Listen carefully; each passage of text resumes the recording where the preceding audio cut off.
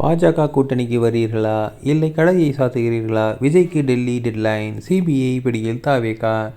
கடந்த 2025 செப்டம்பர் 27 அன்று கரூரில் தாவேக சார்பில் நடத்தப்பட்ட பிரம்மாண்ட பொதுக்கூட்டத்தில் ஏற்பட்ட பயங்கர நெரிசலில் 41 பேர் உயிரிழந்தனர். நாடு முழுவதும் இது அதிர்வலைகளை ஏற்படுத்திய இந்த சம்பவம் தொடர்பாக உச்சநீதிமன்றம் உத்தரவின் பேரில் சிபிஐ வழக்கு பதிவு செய்து விசாரணை நடத்தி வருகிறது. கடந்த ஜனவரி மாதம் டெல்லி சிபிஐ அலுவலகத்தில் வைத்து விஜயிடம் சுமார் 6 மணி நேரம் விசாரணை நடத்தப்பட்டது. கூட்டத்திற்கு அவர் தாமதமாக வந்தது ஏன், பாதுகாப்பு ஏற்பாடுகளில் உள்ள குறைபாடுகள், குளறுபடிகள் என்ன தவறு என்பது பற்றியும் குறித்து ஏற்கனவே கேள்விகள் எழுப்பப்பட்டன. தற்போது இறுதிக்கட்ட குற்றப்பத்திரிகையை தாக்கல் செய்யும் முனைப்பில் இருக்கும் சிபிஐ சில முக்கிய தகவல்களை உறுதிப்படுத்த விஜய்க்கு மீண்டும் சம்மன் அனுப்ப தயாராகியுள்ளது. கரூரில் கடந்த ஆண்டு நடந்த அந்த துரதிருஷ்டமான நெரிசல் விவகாரம் இப்போது விஜயின் அரசியல் எதிர்காலத்தை தீர்மானிக்கும் காரணியாக மாறியிருப்பதுதான் கோலிவுட் முதல் கோட்டை வரை ஹாட் டாபிக்காக பேசப்பட்டு வருகிறது.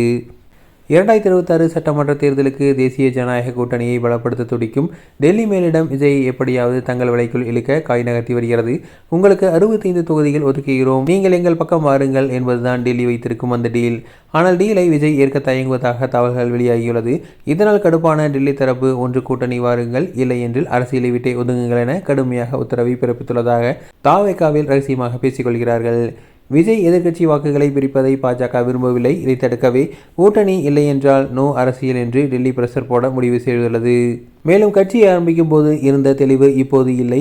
டெல்லி கொடுக்கும் நெருக்கடியில் ஒரு பக்கம் மறுக்கம் விவாகரத்து பிரச்சனை என தலைவர் ரொம்ப அப்செட்டாக இருக்கிறார் என முக்கிய நிர்வாகிகள் புலம்புகின்றனர்.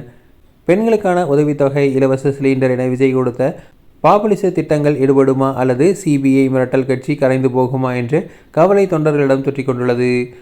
பாஜக கூட்டணிக்கு எல்லாம் போனால் மாற்று அரசியல் என்ற அஸ்திரம் உடைந்து போகும் என்று விஜய்க்கு வார்னிங் கொண்டுள்ளது.